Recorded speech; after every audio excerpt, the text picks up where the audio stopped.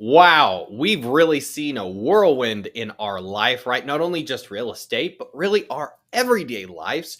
So, what does that mean in real estate? What's happening? Let's jump into April. We're going to talk about tariffs. We're going to talk about the political realm. We're going to talk about interest rates. Let's go over it all and let's try to understand what's happening. So, first of all, right now, total market activity by year, and this is the number of sales. We can see when you're going all the way back to 2016, we do have a reduction in the number of sales overall compared to the previous years, and that is felt in our market, but it's not too far off. So right now, though we might have fewer sales, it's not a huge difference compared to pre-pandemic terms. Now, here's what I really want to talk about: tariffs, workforce, interest rates, and the overall. So let's go over this just kind of from the top. Tariffs. Now, tariffs, yes, they will drive up prices essentially, and that can also drive up construction costs. So in the future, we may see home values be even more expensive in the new construction world because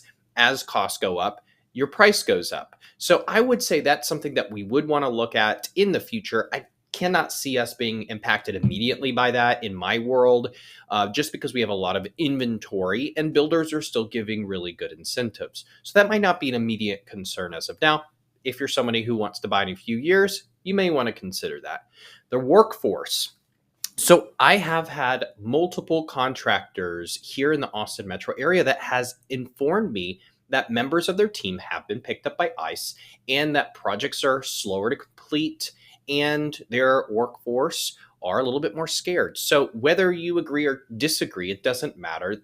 The fact is, it does impact costs when it comes to renovation projects. If you are looking to renovate a kitchen or you're looking to have some flooring material, that part of the market does have a certain amount of workforce that is going to be cheaper in labor naturally. And so if things are not as cheap, then they become more expensive because you have a smaller workforce. Now, interest rates, we've seen this jump everywhere.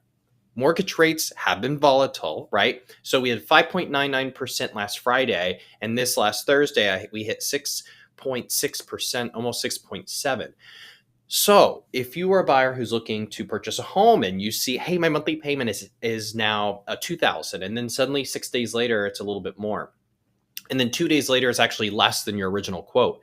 That's a little bit of uncertainty, right? So you got to pull the trigger at the right time and lock in the rate when your lender tells you to do so. So the right lender is going to be very important to select and choose when you're working with them.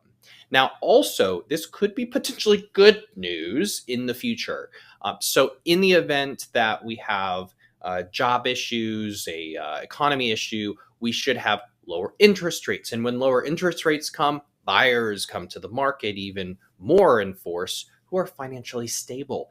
And that basically levels us out. So we're going to go into more of that in just a moment. Now, we anticipate a decline in rates, again, because of the job market, inflation trends downward, global economic concerns lead to a potential recession.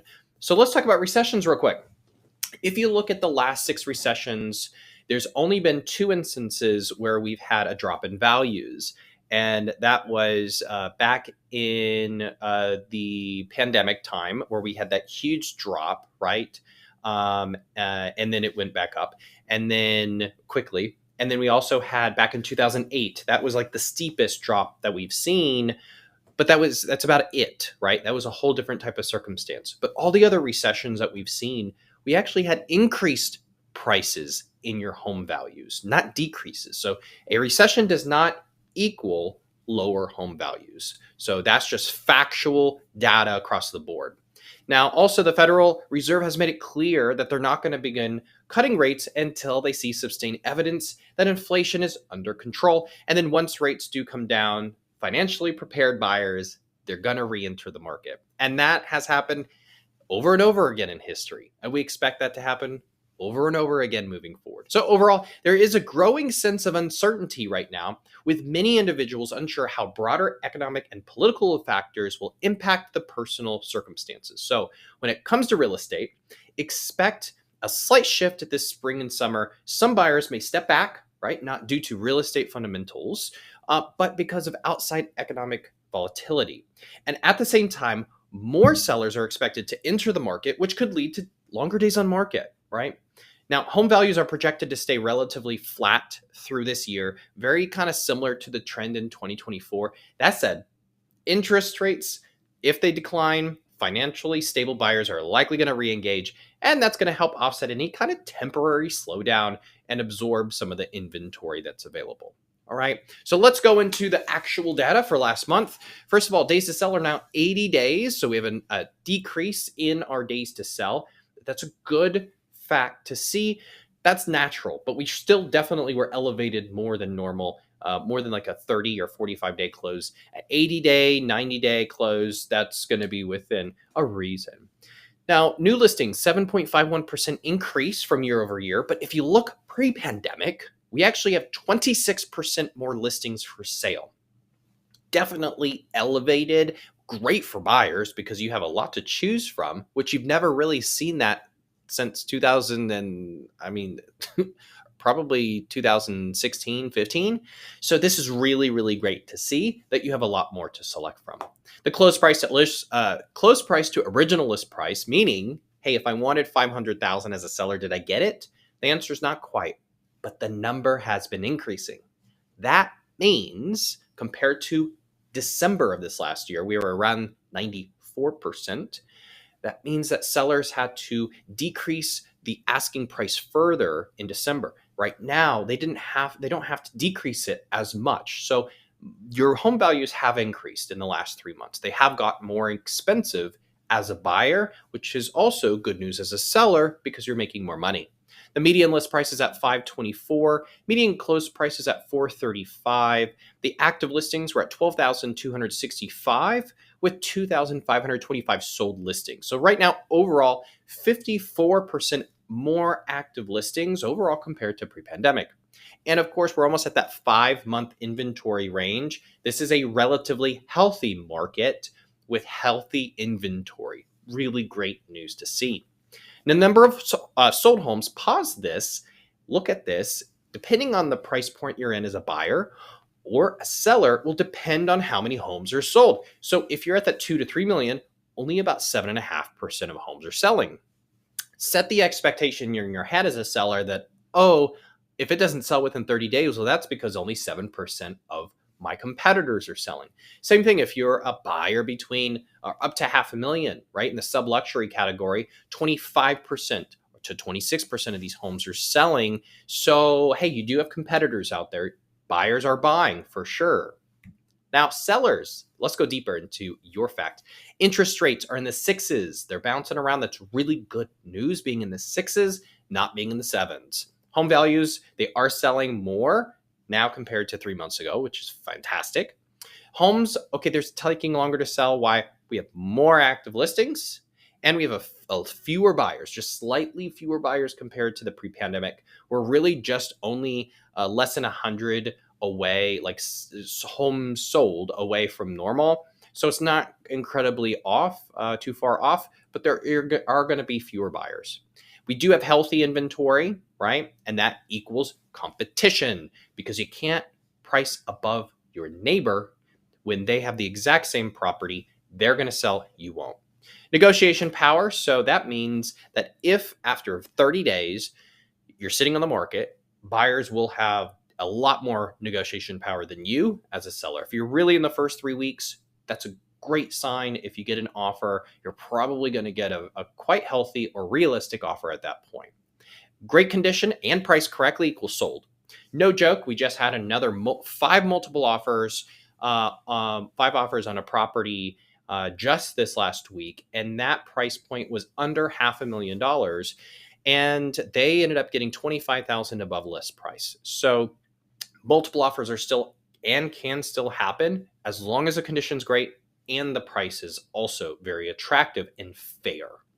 So spring and summer is going to be a great selling season, just as expected. And watch for the data every week when you're under contract. When you're on the market. Look at the data that we send every week. As a real estate agent, we need to update you so you understand what trend is happening on your home. Are you getting likes? Are you getting views? Or has it just froze? Is it stagnating? And that means you need to make a movement in either price or condition. Buyers, you have steady inventory. Good news, you have a lot to select from as of now. It is still a wonderful time to buy. Fantastic to get a reasonably priced property versus the potential future once, again, rates decrease, more buyers come on the market, and we see then prices increase. Now, home prices that are competitive and are fair will go quickly, like I mentioned in the example of that multiple offer situation.